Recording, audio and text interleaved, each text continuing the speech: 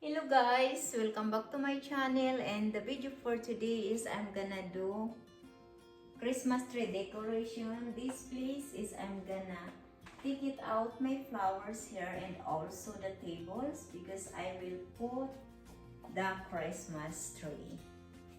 So see you in a while guys.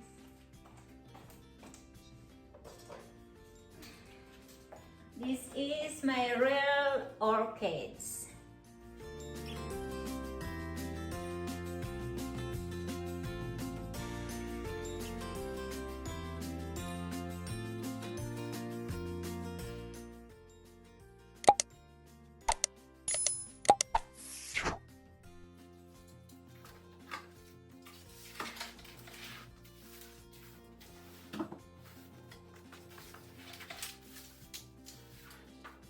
So by the way guys, this is my Christmas tree 7.5 tall.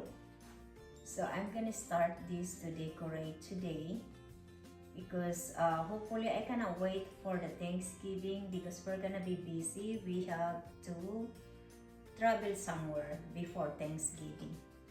So come on guys, join with me.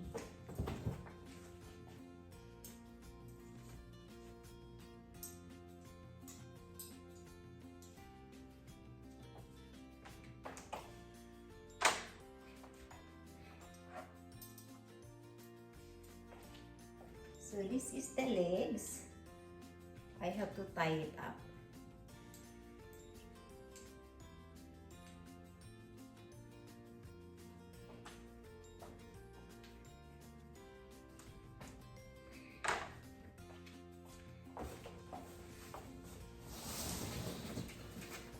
And this is the top.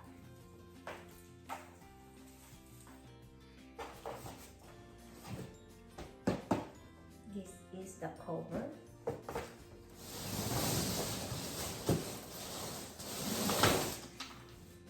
This is the second one.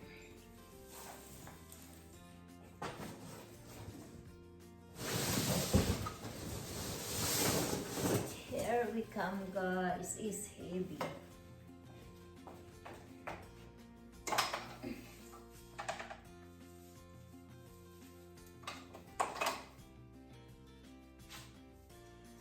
There you go.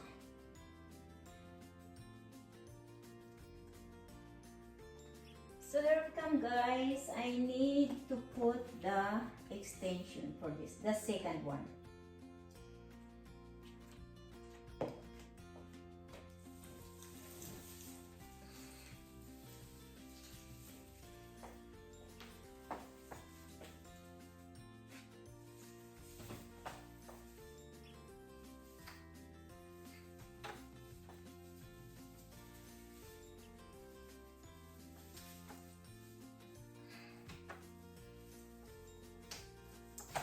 There you go. So this is the second one, so let me fix it.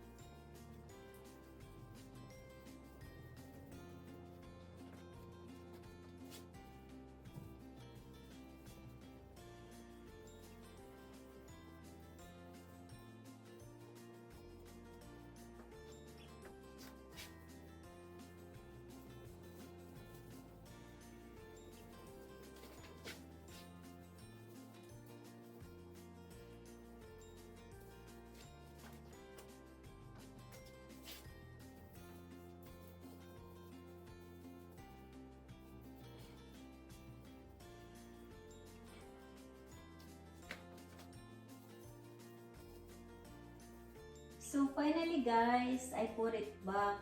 I put it now, my 7.5 feet Christmas tree. So the next one, this one that I'm gonna put in the bottom. So but before that, I have to sweep because I don't like these glitters.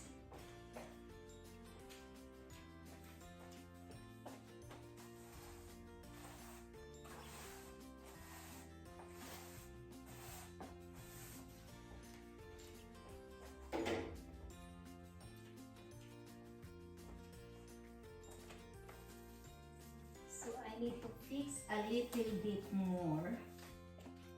There you go. Hopefully it's nice. And here we come, guys. I need to put the skirt in the bottom.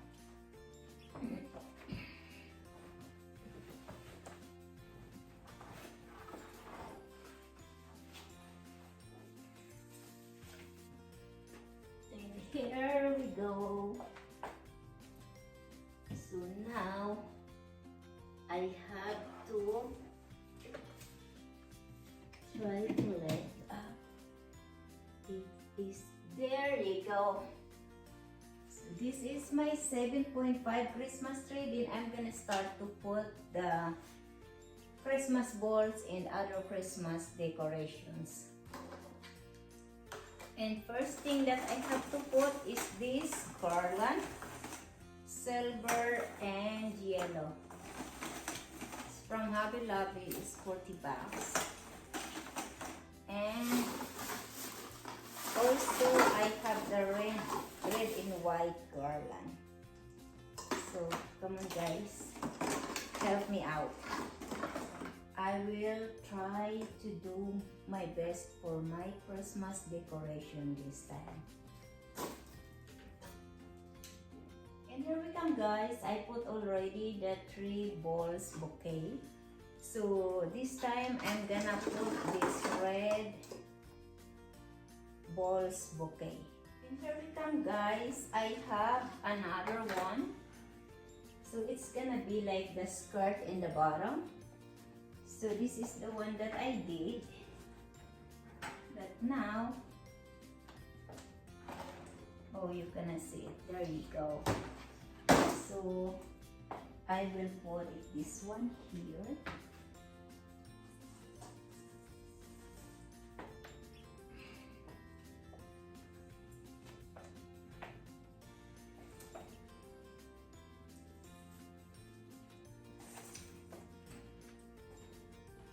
Like they have a skirt and a bottom.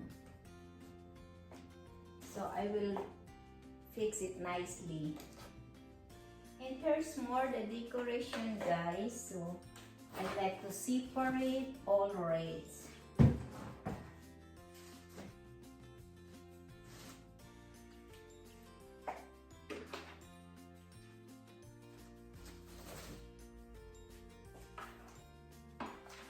Because I need to put the crown of my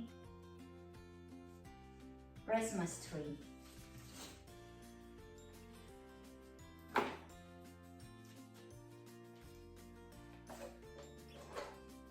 Here's the finale, guys. But you know, sometimes I change my mind, so I keep fixing it. But for now, this is the one. This is my 7.5 feet Christmas tree. So hopefully you like it, my design, my decoration. Thank you so much, guys, for watching.